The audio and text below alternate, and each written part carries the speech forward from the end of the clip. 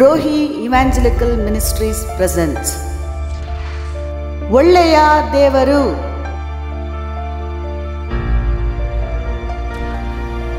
ರೋಹಿ ಸುವಾರ್ಥ ಸೇವೆ ಅರ್ಪಿಸುವ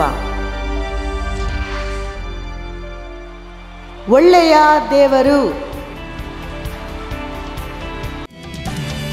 ಒಳ್ಳೆಯವನು ನನ್ನ ದೇವರು, ಸರ್ವಶಕ್ತನು ನನ್ನ ಕರ್ತನು, ಪ್ರೀತಿಸುವ ದೇವರು, ನಮ್ಮನ್ನು ಕಾಯುವನು, ಆತನ ನಾಮವ ಮಹಿಮೆ ಪಡಿಸೋಣ, ಆತನನ್ನೇ ಹೊಗಳಿ ಕೊಂಡಾಡೋಣ. ಪ್ರಿಯರೇ, ಕರ್ತನು ರಕ್ಷಕನೂ ಆಗಿರುವ ಯೇಸುವಿನ ಅತಿ ಮಧುರವಾದ ನಾಮದಲ್ಲಿ ವಂದಿಸುತ್ತೇನೆ. ಒಳ್ಳೆಯ ದೇವರ ಕಾರ್ಯಕ್ರಮಕ್ಕೆ ಸ್ವಾಗತಿಸುತ್ತಾ ಇದ್ದೇನೆ. ಬನ್ನಿರಿ ಪ್ರಿಯರೇ, ಫೇತ್ ದಟ್ ಮೂವ್ಸ್ ಮೌಂಟೇನ್, ಬೆಟ್ಟಗಳನ್ನು ಚಲಿಸುವಂತೆ ಮಾಡುವಂಥ ನಂಬಿಕೆ, ಭಾಗ 2 ಪಾರ್ಟ್ 2. ಈ ಬೆಟ್ಟಗಳನ್ನು ಚಲಿಸುವಂಥ ನಂಬಿಕೆ, ಅಯ್ಯೋ ಅಷ್ಟು ದೊಡ್ಡ ನಂಬಿಕೆ ನನಗೆ ಇಲ್ಲವಲ್ಲಪ್ಪ ಅಂತ ಅಂದುಕೊಳ್ಬೇಡ್ರಿ. ಹಾಲೆಲೂಯ್ಯ. ಬೆಟ್ಟಗಳು ಅಂದರೆ ಯೇಸು ಸ್ವಾಮಿ ಹೇಳಿಕೊಟ್ಟಿದ್ದು, ಬೆಟ್ಟವನ್ನು ನೋಡಿ ಹೋಗು, ಸಮುದ್ರದಲ್ಲಿ ಬೀಳು, ಸಮುದ್ರ ನೀರೆಲ್ಲ ಆ ಕಡೆ ಹೋಗು. ಮ್ಯಾಜಿಕ್ ಶೋ ಮಾಡೋದಕ್ಕೆ ಯೇಸು ಸ್ವಾಮಿ ಹೇಳಿಕೊಡ್ತಾ ಇಲ್ಲ ಪ್ರಿಯರೇ. ಯೇಸು ಸ್ವಾಮಿ ಹೇಳಿಕೊಡ್ತಾ ಇರುವಂಥವು ನಮಗೆ, ನಾವು ನೋಡುವಂಥ ಕಾರ್ಯಗಳು ನೋಡಿ ಅದ್ಭುತ ಮಾಡಬೇಕು, ಗಾಳಿಯನ್ನು ಬರ್ಸೋದು, ನೀರು ಬರ್ಸೋದು, ಬೆಟ್ಟ ಹೋಗು ಅಂತ ಹೇಳೋದು ಆ ವಿಷಯಕ್ಕೆ ಅಲ್ಲ. ಬೆಟ್ಟದಂತೆ ಇರುವಂಥ ಸಮಸ್ಯೆ, ಆ ಸಮಸ್ಯೆಯಿಂದ ಯಾವ ರೀತಿಯಾಗಿ ನಾವು ಅದನ್ನು ಜಯಿಸಿ ಹೊರಗಡೆ ಬರುವುದು. ಹಾಲೆಲೂಯ್ಯ. ಯೇಸು ಸ್ವಾಮಿ ಶಿಷ್ಯರೆಲ್ಲ ಕೇಳಿದ್ರೆ ನಮ್ಮ ನಂಬಿಕೆನೇ ಯೇಸು ಸ್ವಾಮಿ ಅಂತ ಹೇಳಬೇಕಾದ್ರೆ, ಯೇಸು ಸ್ವಾಮಿ ಸಾಸಿವೆ ಕಾಳುವಷ್ಟು ನಂಬಿಕೆ ನಿಮ್ಮಲ್ಲಿದ್ದರೆ ಬೆಟ್ಟವನ್ನು ಕಿತ್ತುಕೊಂಡು ಆ ಕಡೆ ಹೋಗು ಅಂದರೆ ಸಮುದ್ರದ ಬೀಳು ಅಂದರೆ ಬೀಳ್ತದೆ. ಸ್ವಲ್ಪ ನಂಬಿಕೆ ಇದ್ದರೆ ಸಾಕು, ದೊಡ್ಡ ದೇವರಿಂದ ಅಸಾಧ್ಯವಾದ ಕಾರ್ಯಗಳನ್ನು ಮಾಡುತ್ತೀರಾ. ಅದು ನಿಮ್ಮಿಂದ ಆಗದೇ ಇರುವಂಥದ್ದು ಯಾವುದೂ ಕೂಡ ಇಲ್ಲ ಅಂತ ಹೇಳಿಬಿಟ್ರು. ಕಳೆದ ಭಾಗದಲ್ಲಿ ನೋಡಿದ್ವಿ, ಬೆಟ್ಟವನ್ನು ನೋಡಿ ಹೇಳಿ ಅಂತ ಓದಿದ್ವಿ. ಮತ್ತು ಅದೇ ವಚನ ಓದಲು ನಿಮಗೆ ಇಷ್ಟಪಡ್ತಾ ಇದ್ದೇನೆ. ಮಾರ್ಕದ ಬರೆದ ಸುವಾರ್ತೆ 11ನೇ ಅಧ್ಯಾಯ 22 ಮತ್ತು 23ನೇ ವಚನಗಳು. ಯೇಸು ಹೇಳಿದ್ದೇನೆಂದರೆ, ನಿಮಗೆ ದೇವರಲ್ಲಿ ನಂಬಿಕೆ ಇರಲಿ. ನಿಮಗೆ ಸತ್ಯವಾಗಿ ಹೇಳುತ್ತೇನೆ, ಯಾವನಾದರೂ ಈ ಬೆಟ್ಟಕ್ಕೆ ನೀನು ಕಿತ್ತುಕೊಂಡು ಹೋಗಿ ಸಮುದ್ರದಲ್ಲಿ ಬೀಳು ಎಂದು ಹೇಳಿ ತಾನು ಮನಸ್ಸಿನಲ್ಲಿ ಸಂಶಯ ಪಡದೆ ತಾನು ಹೇಳಿದ್ದು ಆಗುವುದೆಂದು ನಂಬಿದರೆ ಅವನು ಹೇಳಿದಂತೆ ಆಗುವುದು.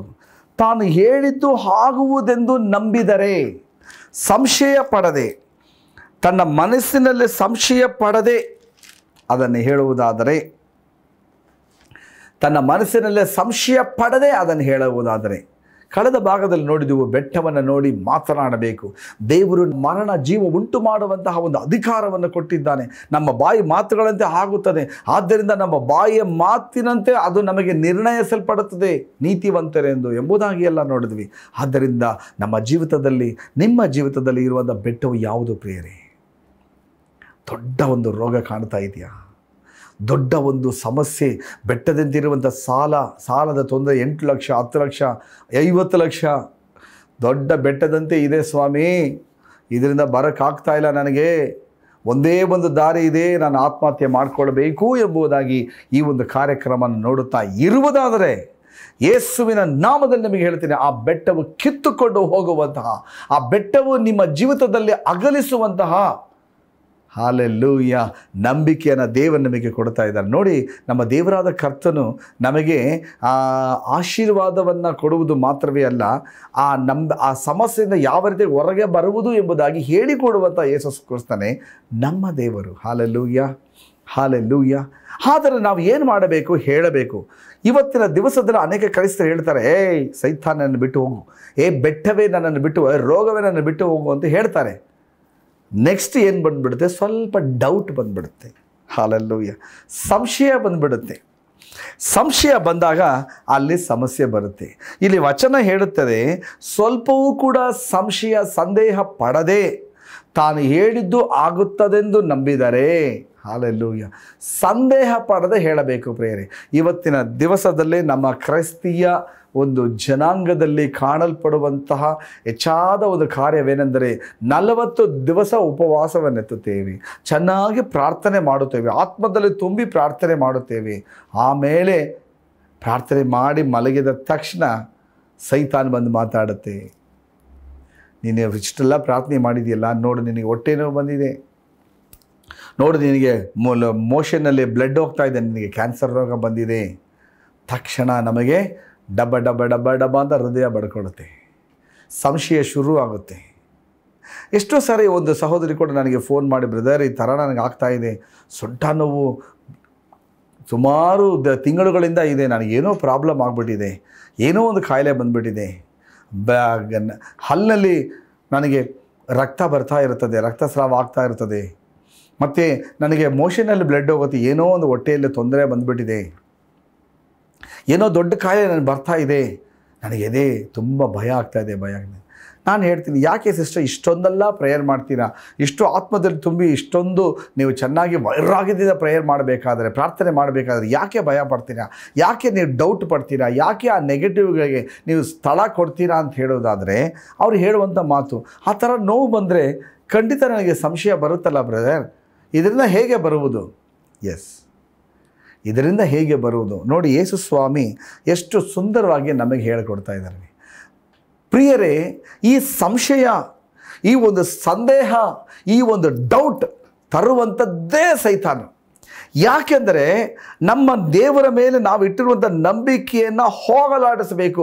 That is is main aim. ಅವನ ಮುಖ್ಯ ಉದ್ದೇಶ ನಾವು ದೇವರ ಮೇಲೆ ಇಟ್ಟಂಥ ಒಂದು ನಂಬಿಕೆಯನ್ನು ಹೇಗಾದರೂ ಅದನ್ನು ಬಿಡಿಸಿ ದೂರ ಮಾಡಬೇಕು, ಇಲ್ಲ ಅಂದರೆ ಅದನ್ನು ಕೆಡಿಸಿ ನಮಗೆ ಬರಬೇಕಾಗಿರೋ ಆಶೀರ್ವಾದವನ್ನು ತಳ್ಳಿಬಿಡಬೇಕು. ಅವನ ಒಂದೇ ಒಂದು ಸಿಂಪಲ್ ಟ್ರಿಕ್ಸ್, ಟ್ಯಾಕ್ಟಿಸ್ ಅಂತ ಹೇಳ್ತಾರೆ. ಒಂದು ಸಣ್ಣದಾದಂತಹ ಒಂದು ಉಪಾಯವನ್ನು, ಒಂದು ಸಣ್ಣದಾದಂತಹ ಅವನ ಒಂದು ಚಾತುರ್ಯವನ್ನು ಉಪಯೋಗಿಸ್ತಾನೆ. ಆದಿ ಕಾಲದಿಂದಲೂ ಒಂದು ಡೌಟನ್ನ ಸುಮ್ಮನೆ ಆಗ್ತಾನೆ. ಆ ಡೌಟೇ ನಮ್ಮನ್ನು ಗಲಿಬಿಲಿ ಮಾಡಿ ನಮ್ಮ ಜೀವನದಲ್ಲೇ ದೊಡ್ಡ ಒಂದು ಸಮಸ್ಯೆಯನ್ನಾಗಿ ಉಂಟು ಮಾಡಿ ಸಮಾಧಾನವನ್ನು ಕೆಡಿಸುತ್ತೆ, ಸಂಶಯವಾದದ್ದು ಸಮಾಧಾನ ಕೆಡಿಸುತ್ತೆ, ಶಾಂತಿ ಇಲ್ಲದಂತೆ ಮಾಡುತ್ತೆ. ಮಾತ್ರವೇ ಅಲ್ಲ, ದೇವರಿಂದ ನಮ್ಮನ್ನು ಅಗಲಿಸುತ್ತೆ.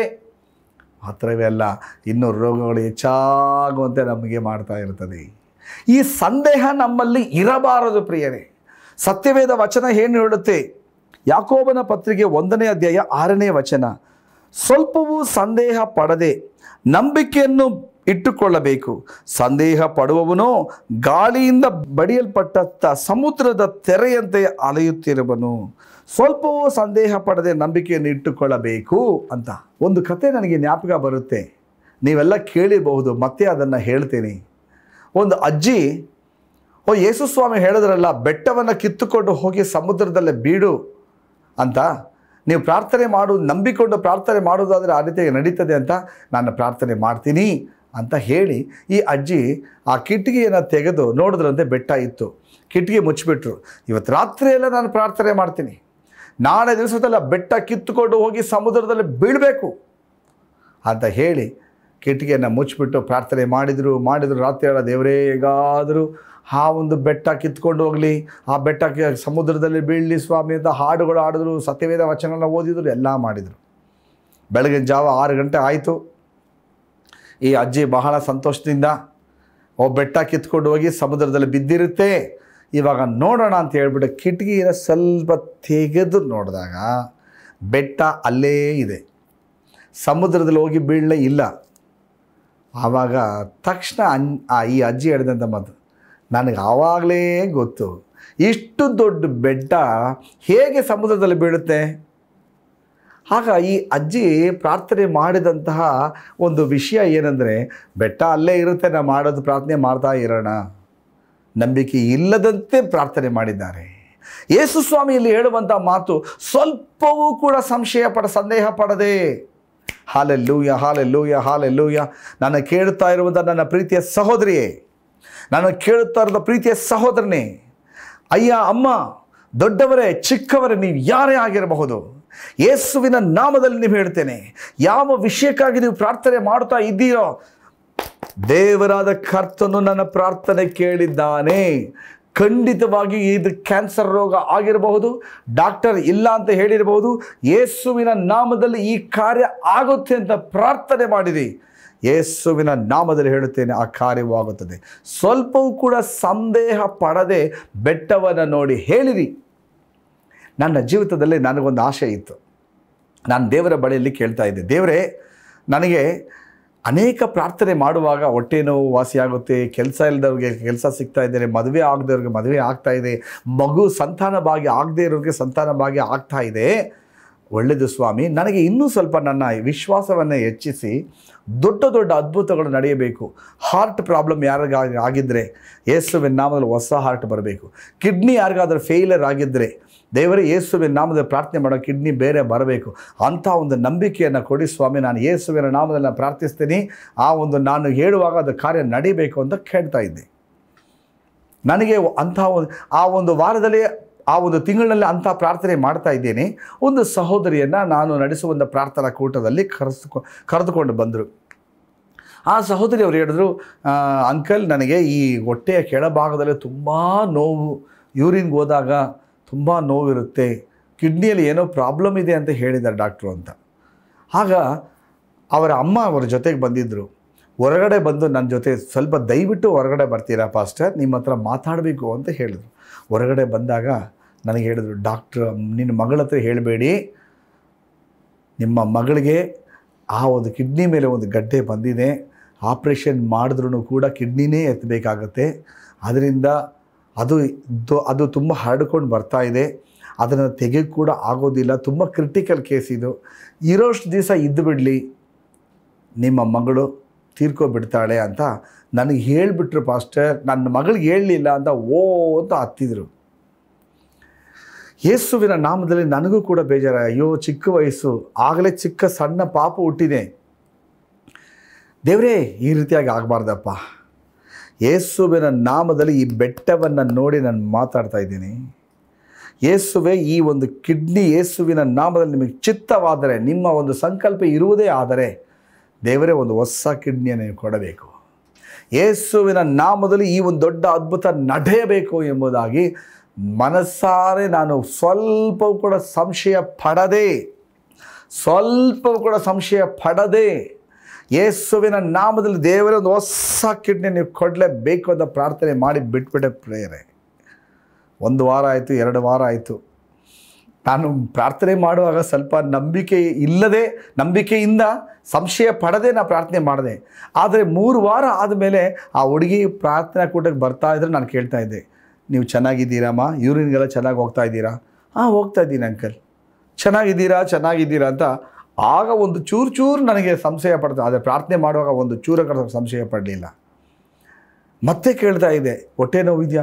ಏನೂ ಇಲ್ಲ ಅಂಕಲ್ ಅಂದರು.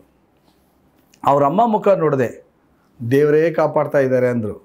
1 ತಿಂಗಳಾಯಿತು, 2 ತಿಂಗಳಾಯಿತು, 3 ತಿಂಗಳಾಯಿತು. ಕೊರೋನಾ ಬಂದಾಗಿಂದ ಮತ್ತೆ ಪ್ರಾರ್ಥನೆ ಕೂಟ ನಡೆಸೋದನ್ನೆಲ್ಲ ಬಿಟ್ಬಿಟ್ವಿ.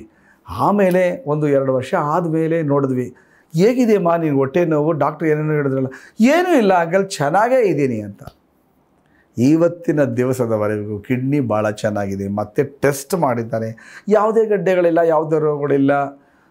ಡಾಕ್ಟ್ರು ಕೊಟ್ಟಂತಹ ಸಾಯುವಂಥ ಪರಿಸ್ಥಿತಿ ಏನೂ ಇಲ್ಲ. 2ನೇ ಮಗು ಆಯಿತು. 2ನೇ ಮಗು ಕೂಡ ಪ್ರಾರ್ಥನೆ ಮಾಡಿದ್ವಿ.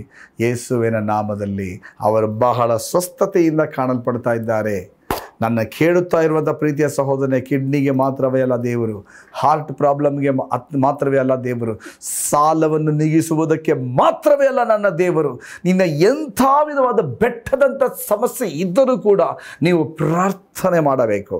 ಪ್ರಾರ್ಥನೆ ಮಾಡುವಾಗ ಸ್ವಲ್ಪವೂ ಕೂಡ ಸಂಶಯ ಪಡದೆ, ಸ್ವಲ್ಪವೂ ಕೂಡ ಡೌಟ್ ಪಡದೆ ದೇವರ ಮೇಲೆಯೇ ನಾವು ಇರುವಾಗ, ಹಾಲೆಲೂಯ, ದೇವರನ್ನೇ ಹೊರಗಿಕೊಂಡಿರುವಾಗ ಖಂಡಿತವಾಗಲು ಅದ್ಭುತ ನಡೆಯುವುದು ನಿಶ್ಚಯ ಪ್ರೇರೆ. ಹಾಲೆಲೂಯ. ಸ್ವಲ್ಪವೂ ಕೂಡ ಸಂಶಯ ಪಡದೆ ತಾನು ಹೇಳಿದ್ದು ಆಗುತ್ತೆ ಅಂತ ನಂಬಬೇಕು. ತಾನು ಹೇಳಿದ್ದು ಆಗುತ್ತೆ ಅಂತ ನಂಬುವಂತಹ ಸಮಯದಲ್ಲಿ, ಯಾಕಂದರೆ ನಾವು ಆರಾಧಿಸುವಂಥ ದೇವರು ಸುಳ್ಳು ಹೇಳುವಂಥ ದೇವರಲ್ಲ. ತೀತನ ಪುಸ್ತಕ 1ನೇ ಅಧ್ಯಾಯ 2ನೇ ವಚನದಲ್ಲಿ ಓದ್ತೇವೆ, ಆತನು ಸುಳ್ಳಾಡದ ದೇವರು. ಯಾವಾಗಲೂ ನೋಡಿ ಸೈತಾನನು ನಮ್ಮಲ್ಲಿ ಸುಳ್ಳಾಡದ ದೇವರನ್ನ ನಂಬುವಂತೆ ಮಾಡಬೇಕು. ನಂಬುವಂತೆ ಮಾಡೋಕ್ಕಾಗದಂತೆ ಸೈತಾನ ಅನೇಕ ಸಂಶಯಗಳನ್ನ, ಡೌಟ್ಗಳನ್ನು ನಮ್ಮ ಮನಸ್ಸಿನಲ್ಲಿ ತರ್ತಾನೆ. ಆದಿಯಲ್ಲಿ ಆದಾಮನನ್ನು ಹವ್ವಳನ್ನು ಅವನು ವಂಚಿಸಿದ್ದು ಇದೇ ಒಂದು ಮಾತಿನಿಂದಲೇ. ನೀವು ಈ ಹಣ್ಣನ್ನು ತಿನ್ನಬಾರ್ದು ಅಂತ ದೇವರು ಹೇಳಿದ್ರಾ? ಹೌದು. ಯಾಕೆ ಗೊತ್ತಾ? ಅದು ತಿಂದರೆ ನೀವು ದೇವ್ರ ಥರ ಆಗ್ಬಿಡ್ತೀರಾ. ಸಂಶಯವನ್ನು ಹುಟ್ಟಿಸ್ತಾರೆ. ದೇವರ ಮೇಲೆ ನಮಗೆ ಡೌಟ್ ಬರುವಂತೆ ಸೈತಾನ ಕೊಡ್ತಾನೆ. ವಚನ ಹೇಳ್ತಾರೆ, ಆತನು ಸುಳ್ಳಾಡದಂತಹ ದೇವರು, ಆತನ ಸತ್ಯನಾದ ದೇವರು ಅಂತ. ಆದರೆ ಸೈತಾನು ಸುಳ್ಳನು, ಅವನ ಸುಳ್ಳಿಗೆ ತಂದೆಯೂ ಆಗಿದ್ದಾನೆ ಅಂತ ವಚನ ಹೇಳುತ್ತೆ. ಅವನು ವಂಚಿಸುವಂತಹ, ಅವನು ವಂಚಕಕಾರನು ಅಂತ ಕೂಡ ಅವನಿಗೆ ಹೆಸರುಗಳು ಕೊಡಲ್ಪಟ್ಟಿದೆ. ಅವನು ಸುಳ್ಳು ಹೇಳುವಾಗ ನಮ್ಮ ಹ್ಯೂಮನ್ ಮೆಂಟಾಲಿಟಿ, ನಮ್ಮ ಮನುಷ್ಯನ ಒಂದು ಸಾಮಾನ್ಯವಾದ ಗುಣವೇನೆಂದರೆ, ಆ ಸುಳ್ಳಿನ ಮಾತಿಗೆ ಪಕ್ಕನೆ ನಾವು ಆಕರ್ಷಣೆ ಆಗ್ತೀವಿ, ಅಟ್ರಾಕ್ಟ್ ಆಗ್ತೀವಿ. ಸೈತಾನ್ ನಿನಗೇನೋ ರೋಗ ಇದೆ ಅಂತ ಹೇಳಿದ ತಕ್ಷಣ ಹೌದಾ, ಇರ್ಬೋದೇನೋ ಅಂತ ಅದಕ್ಕೆ ಜಾಸ್ತಿ ಮುಖ್ಯತ್ವ ಕೊಡ್ತೀವಿ. ಅದರಿಂದ ನಿಮ್ಮ ಆರೋಗ್ಯನ ನೆಗ್ಲೆಕ್ಟ್ ಮಾಡಿ ಅಂತ ಹೇಳ್ತಾ ಇಲ್ಲ ಪ್ರಿಯರೇ. ಸೈತಾನು ಕೆಲವೊಂದು ಸಂಶಯಗಳನ್ನು, ಡೌಟ್ಗಳನ್ನು, ಸಂದೇಹಗಳನ್ನು ಕೊಡುವಾಗ ಸಂದೇಹಕ್ಕೆ ಸ್ಥಳ ಕೊಡಬೇಡ್ರಿ. ಯಾವ ವಿಷಯಕ್ಕೆ ನೀವು ಪ್ರಾರ್ಥನೆ ಮಾಡ್ತಾ ಇದ್ದಾರೋ ಅದರಲ್ಲಿ ಸ್ಥಿರವಾಗಿ ನಿಲ್ಲಿರಿ, ಶೂರವಾಗಿ ನಿಲ್ಲಿರಿ, ಬಲಗೊಳ್ಳಿರಿ. ದೇವರಾದ ಕರ್ತನು ಅದ್ಭುತ ಮಾಡ್ತಾನೆ ಅಂತ. ಆದಿಯಲ್ಲಿ ಅವನು ಆ ರೀತಿಯಾಗಿ ಆ ಡೌಟ್ಗಳನ್ನ, ಸಂದೇಹವನ್ನು ತಂದ. ಅಯ್ಯೋ, ದೇವ್ರು ಹೇಳಿದಾರ, ನೀನು ತಿನ್ನು, ಪರವಾಗಿಲ್ಲ, ದೇವ್ರನ್ನ ನಂಬೇಡ ಅಂತ ಹೇಳಿಕೊಟ್ಟ. ಅವರು ಸೈತಾನನ ಮಾತಿಗೆ ಕಿವಿ ಕೊಟ್ಟು ದೇವರ ಮೇಲೆ ಸಂದೇಹಪಟ್ಟು ಶಾಪವನ್ನು ಬರಮಾಡಿಕೊಂಡ್ರು ಆದಾಮ ಅವಳು. ಎಲ್ಲ ವಿಧವಾದ ರೋಗಗಳನ್ನು ಬರಮಾಡಿಕೊಂಡರು, ಎಲ್ಲ ವಿಧವಾದ ಆಶೀರ್ವಾದವನ್ನು ಕಳೆದುಕೊಂಡರು, ಏದೇನು ತೋಟದಿಂದ ಹೊರದೂಡಿಸಲ್ಪಟ್ಟರು. ಅದೇ ರೀತಿಯಾದಂತಹ ಯೇಸು ಕ್ರಿಸ್ತನಿಗೂ ಕೂಡ ಸೈತಾನ ಏನು ಮಾಡ್ದ? ನೀನು ದೇವರ ಕುಮಾರನೋ ಅಂತ ಸಂಶಯ ತರ್ತಾನೆ ಪ್ರಿಯರೇ. ಸೈತಾನ್ ಹೋರಾಡುವುದು ನಾವು ಅಂದುಕೊಳ್ಳುವ ಹಾಗೆ ದೊಡ್ಡ ಕೊಂಬನ್ನು ಬಿಟ್ಟುಕೊಂಡು, ಕಣ್ಣೆಲ್ಲ ಬಿಟ್ಟುಕೊಂಡು ಕಪ್ಪಿಗೆ ಬಂದು ನಿಮ್ಮ ಮುಂದೆ ದೇವ್ರು ನಂಬೇಡ, ನನ್ನನ್ನು ನಂಬು ಅಂತ ಹೇಳೋದಿಲ್ಲ. ಸೈತಾನು ಬಹಳ ಕುತಂತ್ರವಾಗಿ, ಬಹಳ ನಯಸ್ಸಿಂದ, ವಂಚನೆಯಿಂದ, ಅಯ್ಯೋ ಅದನ್ನೆಲ್ಲ ಯಾಕೆ ನಂಬ್ತೀಯ? ಯೇಸು ಸ್ವಾಮಿಗೇ ಸಂದೇಹವನ್ನು ತಂದಂತಹ ಸೈತಾನನು, ಯಾಕೆ ನೀನು ದೇವರ ಕುಮಾರನು ತಾನೇ, ಹೊಟ್ಟೆ ಹಸಿವೆ ಆಗಿದೆಯಲ್ಲ, ಕಲ್ಲನ್ನು ರೊಟ್ಟಿಯನ್ನಾಗಿ ಮಾಡಿ ತಿನ್ಬೋದಲ್ಲ, ನೀವು ಕೆಳಗಡೆಯಿಂದ ಧುಮುಕು, ದೇವರು ನಿಮ್ಮನ್ನು ಕಾಪಾಡ್ತಾರಲ್ಲ. ಈ ರೀತಿಯಾಗಿ ಎಲ್ಲ ಅವನ ಸಂಶಯ ತರುವಂಥ ಸಮಯದಲ್ಲಿ ಯೇಸು ಕ್ರಿಸ್ತನು ಜಯಿಸಿದಂಥ ಕಾರ್ಯ ಹೇಗೆ? ದೂರ ಹೋಗ ಸೈತಾನನೇ. ಮನುಷ್ಯನ ಬದುಕುವುದು ರೊಟ್ಟಿಯಿಂದ ಮಾತ್ರ ಅಲ್ಲ, ದೇವರ ವಾಕ್ಯದಿಂದ, ದೇವರ ಬಾಯಿಂದ ಹೊರಡುವಂಥ ವಾಕ್ಯದಿಂದ ಅಂತ ಹೇಳಿ ದೇವರ ವಾಕ್ಯದಿಂದ ಆ ಸಂಶಯವನ್ನು ಜಯಿಸಿದರು, ಆ ಸಂದೇಹವನ್ನು ಜಯಿಸಿದರು. ಸಂದೇಹಕ್ಕೆ ನೀವು ಸ್ಥಳ ಕೊಡುವುದಾದರೆ ನೀವು ಸೋಲುತ್ತೀರಾ ಪ್ರಿಯರೇ. ಸಂದೇಹ, ನೆಗೆಟಿವ್ಗೆ ನೀವು ಸ್ಥಳವನ್ನು ಕೊಡುವುದಾದರೆ ನಿಮ್ಮ ಪ್ರಾರ್ಥನೆಗೆ ಯಾವುದೇ ಉತ್ತರ ಸಿಕ್ಕುವುದಿಲ್ಲ. ಅವನು ವಚನ ಹೇಳುತ್ತದೆ, ಸಂಶಯ ಪಟ್ಟು ಪ್ರಾರ್ಥನೆ ಮಾಡುವುದಾದರೆ ಅವನ ಪ್ರಾರ್ಥನೆಗೆ ಯಾವುದೇ ವಿಧವಾದ ಉತ್ತರ ಸಿಕ್ಕೋದಿಲ್ಲ ಅಂತ ನನ್ನ ವಚನ ಹೇಳುತ್ತೇನೆ. ನಿಮಗೆ ಆ ವಚನ ಓದ್ತೀನಿ. ಯಾಕೋಬನ ಪತ್ರಿಕೆ 1ನೇ 6ನೇ ವಚನ. ಸ್ವಲ್ಪವೂ ಸಂದೇಹ ಪಡದೆ ನಂಬಿಕೆ ಇಟ್ಟುಕೊಳ್ಳಬೇಕು. ಸಂದೇಹ ಪಡುವವನು ಗಾಳಿಯಿಂದ ಬಡಿಯಲ್ಪಟ್ಟು ಸಮುದ್ರದ ತೆರೆಯಂತೆ ಅಲೆಯುತ್ತಿರುವನು. ಆ ಮನುಷ್ಯರು ತಾನು ಕರ್ತನಿಂದ ಏನಾದರೂ ಹೊಂದುವವನೆಂದು ಭಾವಿಸದೇ ಇರಲಿ. Don't expect anything from your God when you having the doubt. ನೀನು ಸಂಶಯ ಇದ್ದುಕೊಂಡು, ಬ್ರದರ್ ಇವತ್ತು 7 ದಿವಸ ಪ್ರಾರ್ಥನೆ ಮಾಡ್ತೀನಿ, ಸಂಶಯ ಇದ್ದುಕೊಂಡು ನಾನು 40 ದಿವಸ ಪ್ರಾರ್ಥನೆ ಮಾಡ್ತೀನಿ, you will not get the answer. ನಿಮಗೆ ಅದಕ್ಕೆ ಉತ್ತರ ಸಿಕ್ಕೋದಿಲ್ಲ ಪ್ರಿಯರೇ. ಪ್ರಾರ್ಥನೆಗಿಂತಲೂ ನಂಬಿಕೆ ಹೆಚ್ಚಾಗಿರಬೇಕು. ಹಾಲೆಲೂಯಾ. ಇವತ್ತೆಲ್ಲ ಪ್ರಾರ್ಥನೆ ಮಾಡಿ ಮಲಗೋ ಟೈಮ್ನಲ್ಲಿ ಸೈತಾನ್ ನಿಮಗೆ ಕಿವಿಯಲ್ಲಿ ಬಂದು, ನಿನಗೆ ರೋಗ ಇದೆ, ಹೌದಾ, ಅಯ್ಯೋ ಭಯ ಅಂತ ಹೇಳುವುದಾದರೆ ನೀವು ಪ್ರಾರ್ಥನೆ ಮಾಡಿದ್ದಲ್ಲ ವೇಸ್ಟ್. ಯೇಸುವಿನ ನಾಮದಲ್ಲಿ ಸೈತಾನ ಶೋಧನೆ ತರೋದು ಹೇಗೆ ಗೊತ್ತಾ? ಚೆನ್ನಾಗಿ ಪ್ರಾರ್ಥನೆ ಮಾಡುವಾಗ ನಿಮ್ಮನ್ನ ಏನು ಮುಟ್ಟೋದಿಲ್ಲ. ಚೆನ್ನಾಗಿ ಆತ್ಮದಲ್ಲಿ ತುಂಬಿ ಕೈಗಳನ್ನು ತಟ್ಟಿ ಆರಾಧನೆ ಮಾಡಿ ಸತ್ಯವೇದ ವಚನವನ್ನು ಓದಿ ಅಂತ ಕೂರ್ತಿದ್ದೀರಾ. ಸ್ವಲ್ಪ ರೆಸ್ಟ್ ಮಾಡುವಂಥ ಸಮಯದಲ್ಲಿ ಲೈಟಾಗಿ ನಿಮಗೆ ಸಂಶಯ ತರ್ತಾನೆ. ಇಷ್ಟೆಲ್ಲ ದೊಡ್ಡ ಸಾಲ ಇದೆಯಲ್ಲ, 8 ಲಕ್ಷ 10 ಲಕ್ಷ, ಹೆಂಗೆ ತೀರಿಸ್ತೀಯ ನೀನು? ನಾಳೆ ದಿವಸ ನಿನಗೆ ಏನಾದರೂ ಹಾರ್ಟ್ ಅಟ್ಯಾಕ್ ಆಗಿ ಹಾಸ್ಪಿಟ್ಲಲ್ಲಿ ಮಲ್ಕೊಬಿಟ್ರೆ ನಿನ್ನ ಯಾರು ನೋಡೋದು? ನಿನಗೆ ಖರ್ಚು ಮಾಡೋದು ಯಾರು? ಅಷ್ಟು ದುಡ್ಡು ಇದೆಯಾ ನಿನ್ನ ಹತ್ರ? ಏನು ಮಾಡ್ತೀಯ ಆವಾಗ? ಭಯ ಶುರು ಆಗುತ್ತೆ. ನಾಳೆ ದಿವಸ ನಿನಗೆ ಕೊರೋನಾ ರೋಗ ಬಂದುಬಿಟ್ರೆ, ನಾಳೆ ದಿವಸ ನಿನ್ನ ಮಕ್ಕಳು ನಿನ್ನ ನೋಡಲಿಲ್ಲ ಅಂದರೆ ಏನು ಮಾಡ್ತೀಯ? ಭಯ ಶುರು ಆಗುತ್ತೆ. ಸಂಶಯ ಪಡದೆ, ಸೈತಾನನೇ, ನನ್ನ ದೇವರಾದ ಕರ್ತನ ಅಷ್ಟರ ಮಟ್ಟಿಗೆ ನಾನು ಬಿಡೋದಿಲ್ಲ. ನಾನು ಎಷ್ಟೋ ಸಾರಿ ಈ ಮಾತುಗಳನ್ನು ಹೇಳಿ ಜಯಿಸಿದ್ದೀನಿ ಪ್ರೇರೆ.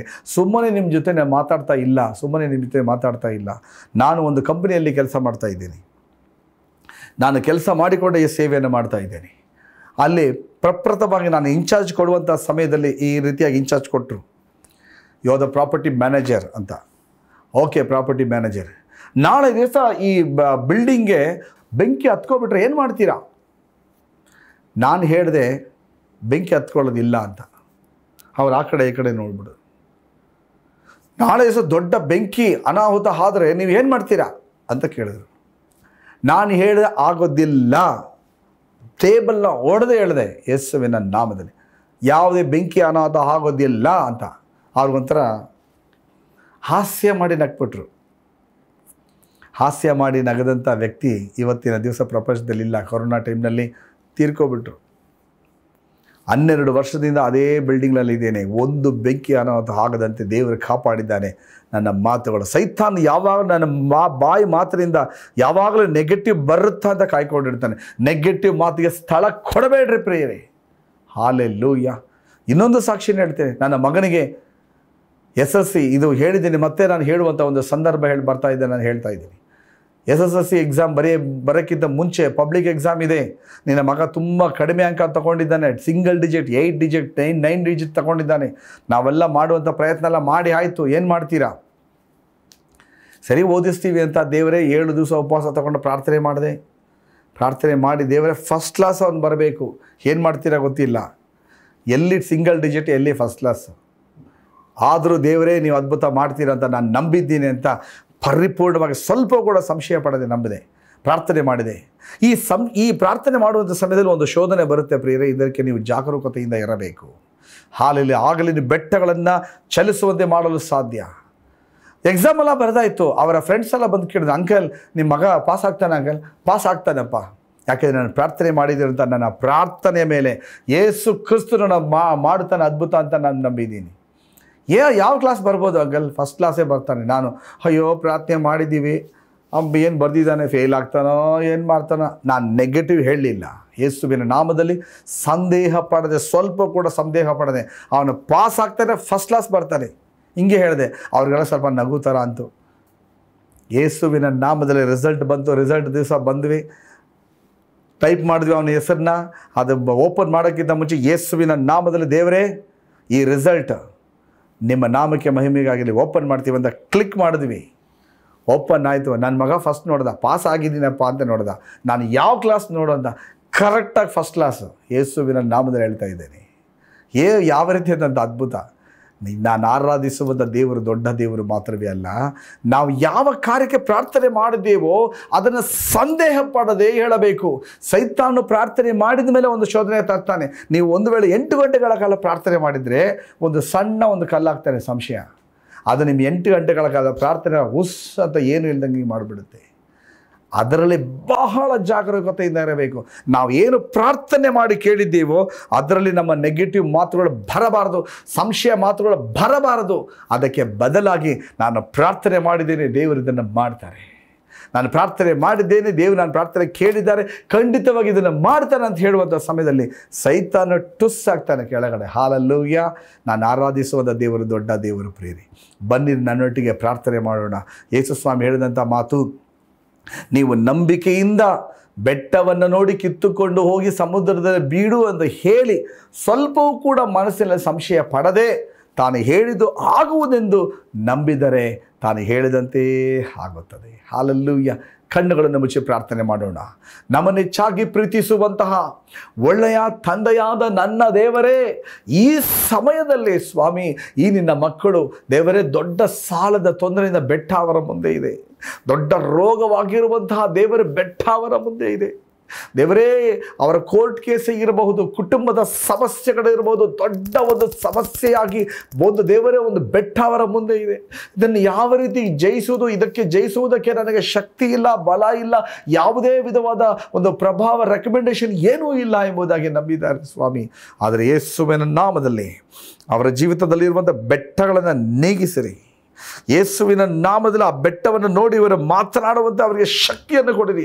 ನಿನ್ನ ಬಾಯಿಯಲ್ಲಿ, ನಾಲಿಗೆಯಲ್ಲಿ ದೇವರ ಮರಣ ಜೀವದ ಅಧಿಕಾರವಿದೆ, ಅದನ್ನು ಉಪಯೋಗ ಮಾಡುವಂತೆ ಅದ್ಭುತ ಮಾಡಿರಿ. ಯೆಹೋಶುವನು ತಪ್ಪದೆ ದೇವರ ವಾಕ್ಯವನ್ನು ಅರಿಕೆ ಮಾಡಿದ ಹಾಗೆ ದೇವರೇ ಆ ದೇವರ ವಾಕ್ಯದಿಂದ ಜಯಿಸುವಂತಹ ದೇವರೇ ಒಂದು ನಂಬಿಕೆಯನ್ನು ಕೊಡಿ ಸ್ವಾಮಿ.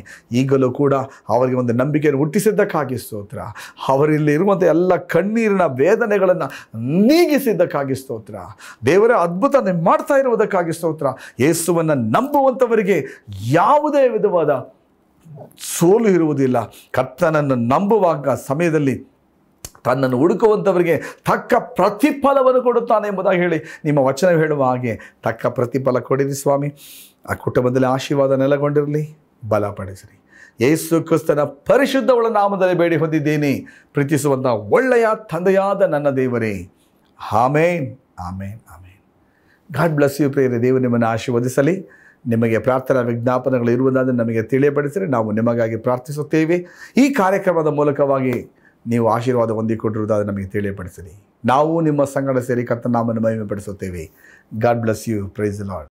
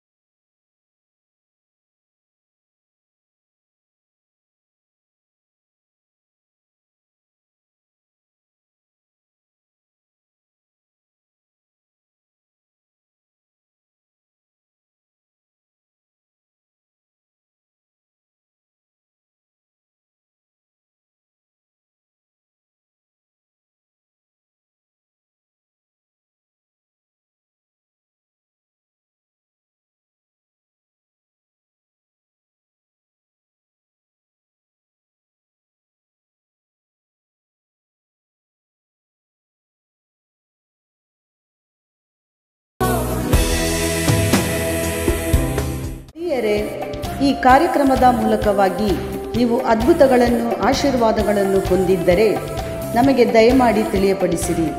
ನಮ್ಮ ದೂರವಾಣಿ ಸಂಖ್ಯೆ 9852729342 ಮತ್ತು 8722924768. ನಮ್ಮ ಇಮೇಲ್ ವಿಳಾಸ robert.even.rve@gmail.com. ದೇವರು ನಿಮ್ಮನ್ನು ಆಶೀರ್ವದಿಸಲಿ.